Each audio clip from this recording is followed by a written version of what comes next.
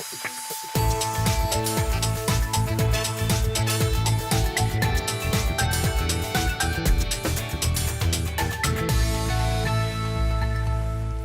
dit is Bient, maar alweer nieuwsgierige gasten. Want geen eten, geen drinken, net roken en geen seks. En dat dan 30 dagen lang. Dat is de Ramadan. En hoe begint hij weer? En Siman Karim, dochter ek ommooi. En we doen ook nog in de vrood van de bikinis.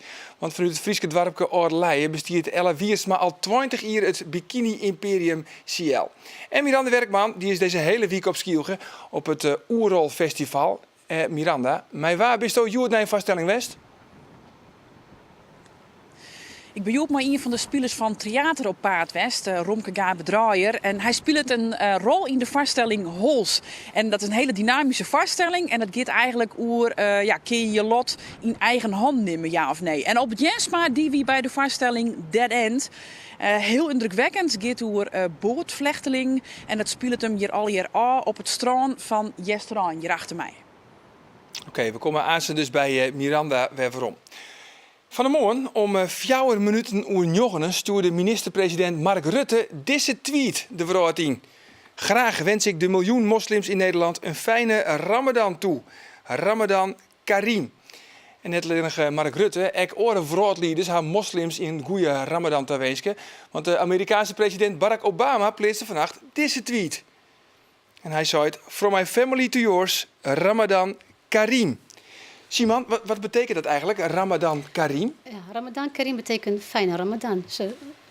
Mensen wensen, fijne Ramadan wensen. Want het is eigenlijk wel een soort van een feestperiode, een mooie periode. Een feestmaand, want die eindigt met suikerfeest. Ja, natuurlijk. Ja. En daar kijkt iedereen nu al een beetje naar uit, kan ik me zoiets voorstellen. Ja. Vandaag is het dan begonnen. Hoe begon vandaag jouw dag eigenlijk? Ik heb gisteren wekker aangezet op 3 uur. Dus toen ik wekker ging, ben ik begonnen met eten. Afgelopen nacht? Afgelopen nacht. En gewoon ontbijt met een appeltje. Tot 3:30. Daar ben ik mee gestopt. En toen weer naar bed? Nee, ik heb een paar blaadjes uit de Koran gelezen tot 4 uur. Maar je kan niet meteen met volle maag naar bed. Dus ik zou gewoon even rustig aan doen. Waren het zoveel boterhammen? Nou, niet zoveel, maar gewoon, ja.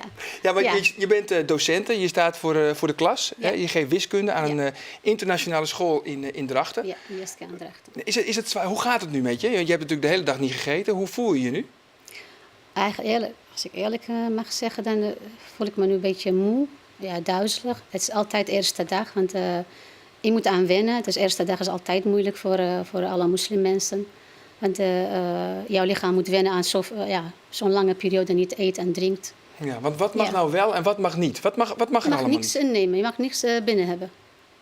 Helemaal niks? Helemaal niks. Ook geen water? Geen water. Want wij hebben nu een glaasje water voor ons op tafel staan, maar dat mag jij dus... Nee, om 10 uur ga ik drinken. Ja, want dat is op zich wel grappig. Hè? Want van tevoren dan nemen we altijd eventjes de interviews door. En dan willen we even kennis maken, zeg maar. Ja. En meestal doen we dat met een kopje koffie. Maar ook dat niet, hè? Ook dat niet. Dat kon gewoon allemaal niet. Nee. Hey, en moeten eigenlijk alle moslims eraan meedoen? Ja, moeten alle moslims aan meedoen. Er staat duidelijke tekst in de Koran. Maar er zit een bepaalde leeftijd ook bij.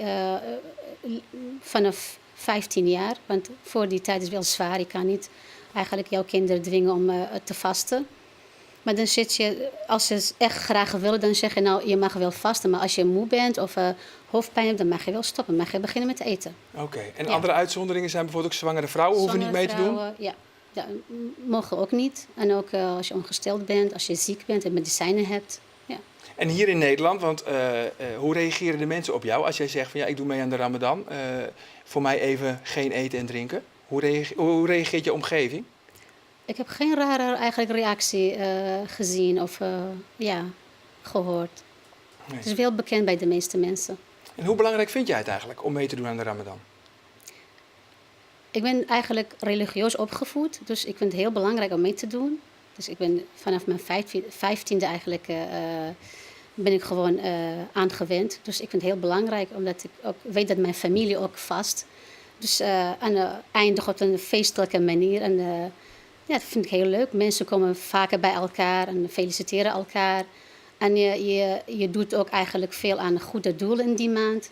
Je denkt aan arme mensen. Ja, en vanavond dus als de zon ondergaat, dan mag je weer eten. Ja. Wat ga je eten? Gewoon warm eten. Eerst begin ik met iets zoet. Ja?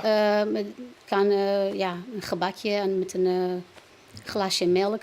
Of met dadels, 3 stukken dadels. Lekker. Ja, heerlijk. Heerlijk. Zo dat voor jou wees. Ja. Ik bedoel, ik kom denk ik vissen te gauw in de verleiding.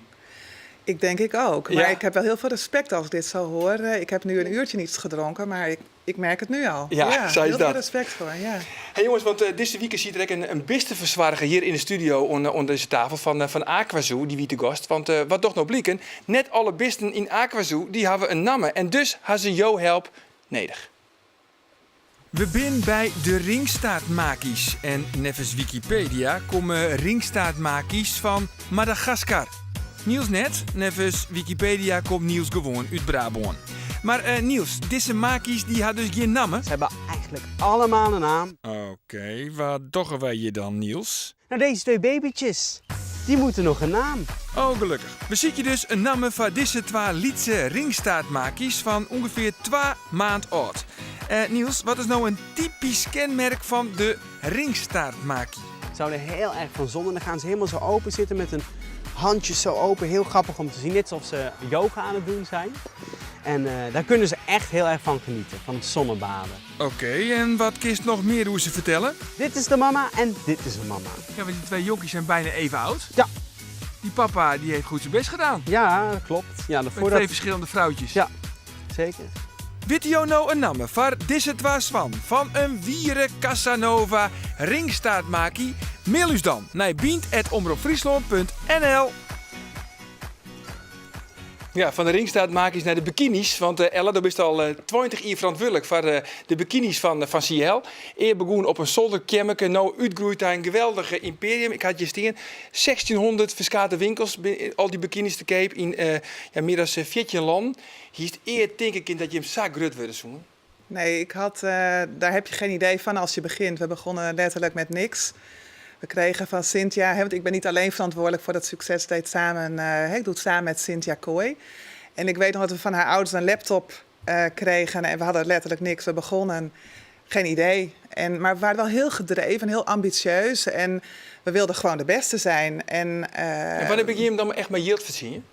Nou, dat duurde wel 5 jaar. Dus in die 5 jaar hadden we eigenlijk geen geld voor onszelf om te besteden. Ik woonde in die tijd ook bij mijn ouders thuis. Oké, want je leest ook al je folders, hè, de bikinis lezen zelfs op tafel en al die folders. Want ja, dat wie toen de beginperiode, de folder van de beginperiode, dat binnen echt de modellen die erin staan, binnen zal je kunde van je. Ja, nou niet allemaal, maar bijvoorbeeld de eerste folder die wij maakten, hadden we een heel klein budget. Dus we moesten super creatief met ons geld omgaan, want we hadden heel weinig geld. En toen kwam ook bijvoorbeeld Cynthia, haar nichtje, Doet Bierma, die vroegen we van, goh, kun jij ook in onze folder staan? En dit waren niet echt hele professionele modellen, maar wel gewoon mooie meiden die voor ons in de folder wilden staan. En daar waren we super blij mee. Ja, kijk me vaststellen. Ik had zelfs begrepen dat Doutzen Kroes, die hij hem zei van, ja, die past net in de folder. Hè? Dat is net Trogien. Hoe zit dat? Nou, toen was ze nog helemaal in het beginstadium van model worden. En toen paste ze niet helemaal bij het concept dat we toen hadden. En je snapt dat we daar nu redelijk behoorlijk veel spijt van hebben. Ja, machtig mooi verhaal. Hey, we gaan van de morgen ook bij Invest om te zien hoe het er al in je tak zit in online. Ja. Zullen we even zien? Ja.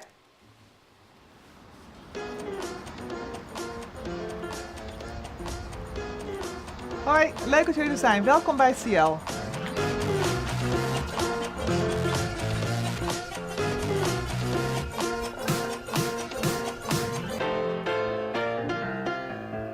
We zijn nu in het zenuwcentrum van de CL Beachwear collectie. Hier zit het designteam en die ontwerpen hier de CL-collecties die over de hele wereld verkocht worden. Je ziet hier een werktekening die de designer heeft ontworpen. Daar wordt vervolgens de print in gezet. En op die manier kunnen we heel goed zien hoe zo'n bikini eruit komt te zien. Hier worden de orders gescand. In onze piekperiodes, in januari, februari, maart, gaan er zo'n 200-300 grote dozen per dag de deur uit. Met man en macht worden de orders hier gepikt. We zijn nu in de logistieke ruimte van CL en Beachlife. Vroeger lagen hier heel veel aardappelen opgeslagen. En tegenwoordig liggen hier 10.000, soms 100.000 bikinis die door heel Europa verstuurd worden.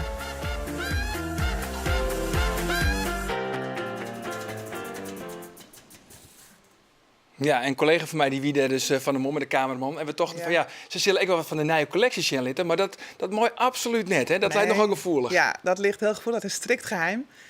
Dat is de collectiepraat van over voor 2016, volgende zomer. Want Jim weet het dan al... Die is al klaar. Die is ook klaar. Die is al gefotografeerd. We hebben zelfs afgelopen dinsdag dat aan ons de nieuwe collectie aan ons salesteam gepresenteerd. Die waren gelukkig heel enthousiast. Maar dat willen we natuurlijk nog niet in de publiciteit hebben. Nee, maar de concurrentie shot ik naar bient. Absoluut. Die volgen, iedereen volgt elkaar. De concurrentie is gewoon groot. En dit willen we echt voor ons houden. En straks in Parijs op internationale body fashion beurs. Begin juli, dan gaan we echt de grootste collectie presenteren. En daar is ook een hele internationale pers aanwezig. Ja. Simon, wat vind jij van de bikinis? Nou, ik vind ze allemaal mooi, maar ik zou het niet aandoen. Nee, niet aandoen? Nee. Want? Nou, ik ben niet aan gewend. Ja, mag wel als je gewoon bij vrouwen gewoon aandoet. Het gewoon niet op strand, niet jezelf laten zien aan mannen. Dat mag eigenlijk niet. Nee, mag niet. Maar het is wel mooi, hè? Het is wel mooi, ja, prachtig. Want je hebt toch dus net dat is de keer, hè? Maar Cynthia. Ja. Je bent 20 jaar vriend bij je begonnen. Ja. Doe je hem echt vriendin. Ja. En nou al die deadlines en stressvolle factoren en catwalks letten. Ben je hem nog altijd vriendin? We zijn hartsmaatjes. Ja? Ja, wij hebben, we realiseerden ons ook hoe bijzonder dat is. Dat je samen als vriendin begint en dan zoiets opbouwt. Je gaat door allerlei fases heen. En ik kan niet anders zeggen dan dat we gewoon super het met elkaar getroffen hebben. Dat super goed samen kunnen en nog steeds heel graag doen. Ja, want je bent natuurlijk hartstikke jong. Je bent 24.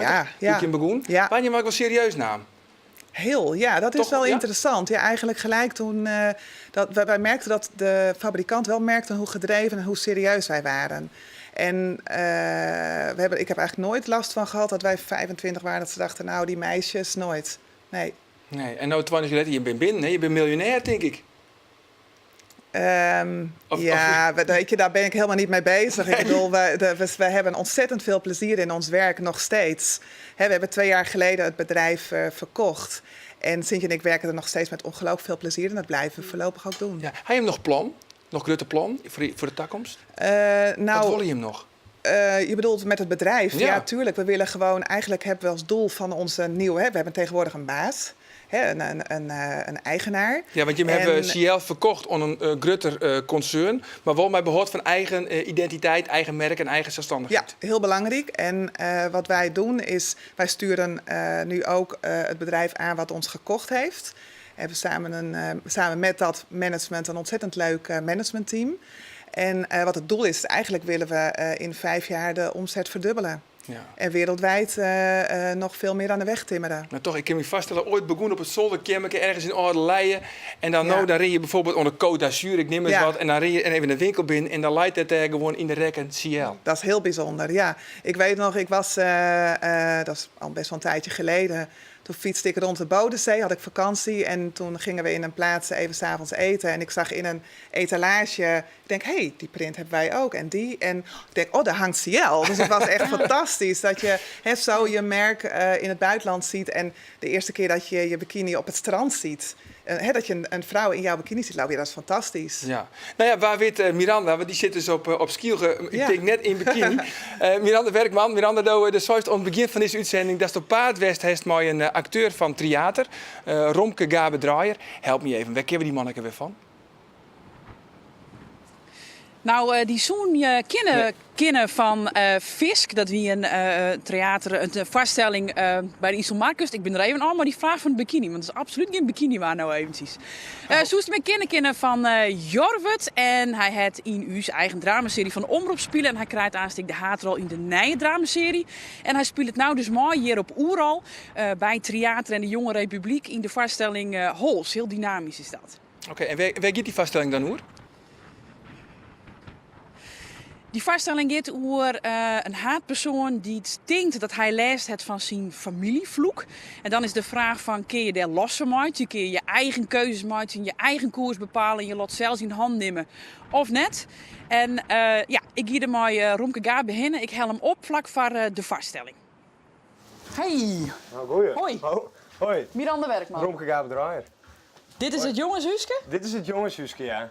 Wat een bende! Wat een bende, hè? Met Jetsa, hè? Ja, wel een beetje. Hey, dan maakt hij nou kleer voor de vaststelling. Ja. Hoe doe je dat? Eerst douchen, Eerst lekker wekker douchen. En dan lekker op het fietsje straks terug het bos. Lekker naar de locatie zijn. Volgens mij is het wel lekker born. Ja, mijn bol is een beetje leeg. Dus een beetje... Komt dat zien. Dit is de 5575ste dag uit het vervloekte leven van Stanley Yelnats. Ze zeiden een jeugdkamp. Wie zei dat? De rechter, ik mocht kiezen tussen een gevangenis en een jeugdkamp. En ik was nog nooit op kamp geweest, dus ik dacht, nou... Wat herkent van die zelfinstik? Keuzes die ik maak hersens maar. List het maar gewoon gaan of maak ik het echt, kies er echt voor. En tot wanneer, tot hoe 4 kies erin. Wat wie verdui dan zijn keus? Nou, dat ik theaterwereld in ben. Ik zie de werkelijkheid als een enorme mammoetanker. Wat ik ook doe, hij verandert niet van koers. Onverbiddelijk vaart hij recht op me af. Vast van plan om me te vermorselen. Elijah draait zich om. Doelloos zwerft hij door de stad, tot hij bij de haven komt. Daar staat een bord. Amerika, land van de toekomst, scheepsjongens gevraagd. Pas als Elijah op volle zee zit, herinnert hij zich zijn belofte aan Madame Zeroni. En hij kan niet meer terug. Van nu af aan is Elijah vervloekt. En zijn familie zal tot in de eeuwigheid... Maar dat is toch idioot? Ik bedoel, waarom zou je iemand zo straffen omdat hij even iets vergeet? Waar slaat het op? Hoe onrechtvaardig kan het leven zijn? Ja, dat is alweer even een lied, maar dat werd wel heel, het is echt wel een beetje een zwarte bladzijde in mijn leven bijna. Dat werd hier 2012, toen we fiscaal ouderen, die het heel druk hadden. En toen hier ik even niks meer. En toen kon ik niks meer doen. En toen audities doen voor de toneelschool en zo.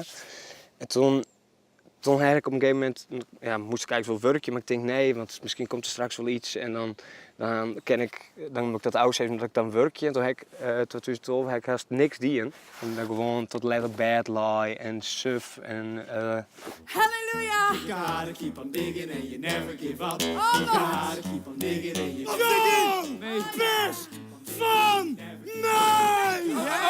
Oké, jij wint. Ik geef me over. Jij hebt gewonnen, oké?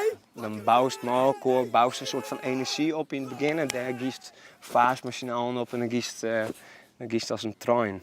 Vaak hopen we dan. Maar dat is zo fijn. Dat is echt heel fijn. En dan jongens wel lekker in het huisje, mammekoor. Ja, op stap. Op stap, biertje drinken, eten op Westerkijn. En Jongen, het is een fantastisch leven. ja, het is echt genieten hier.